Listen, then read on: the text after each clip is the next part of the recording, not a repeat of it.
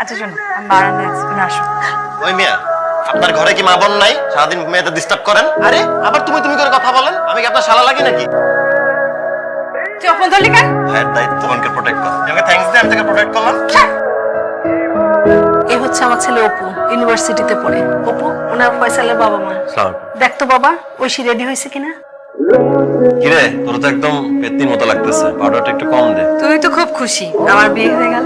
একদম, এই রুমটা আমার হয়ে যাবে। ইনফ্যাক্ট পুরো বাড়িটাই আমার হয়ে যাবে। বল বল, আমি চলে গেলে কাকে নিয়ে খাপাবি? খাপা।